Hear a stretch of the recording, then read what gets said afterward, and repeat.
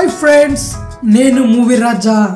దాదాపు 8 ఏళ్లుగా megastar Chiranjeevi cinema కోసం ఎదురు చూస్తున్న మెగా అభిమానుల్లో ఒక్కసారిగా ఆనందోత్సాహం చిగురించేలా రీసెంట్గా రామ్ చరణ్ చిరు 150వ సినిమా వివి వినాయక్ డైరెక్షన్లో ఉంటుందని, అది కూడా తమిళంలో సూపర్ హిట్ అయిన కత్తి సినిమాకి రీమేక్ అని అధికారికంగా అనౌన్స్ చేశారు. దాంతో మెగా అభిమానుల్లో చిరు ఈస్ బ్యాక్ అనే సందడి మొదలైంది. ఈ సినిమాకి నిర్మాతగా వ్యవహరించనున్న చరణ్ దగ్గరుండి ఈ సినిమా పనులను చూసుకుంటున్నాడు.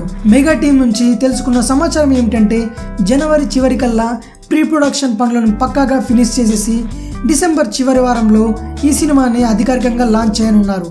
అలాగే సినిమాని ఫిబ్రవరి 3వ వారం నుంచి షూటింగ్ ని మొదలు పెడతారు. ఇక్కడ విశేషం ఏమిటంటే, రంగ్ హారన్ తన సినిమాని కూడా అదే టైంలో లాంచ్ చేసి సెట్స్ పైకి తీసుకెళ్లనున్నాడు. జనవరి 3వ వారంలో కాహ్రాన్ తన తదుపరి సినిమాని లాంచ్ చేసి ఫిబ్రవరి 1వ వారం నుంచి షూటింగ్ మొదలు పెడతాడు.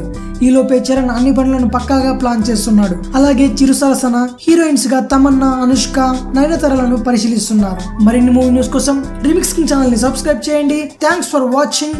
బాయ్.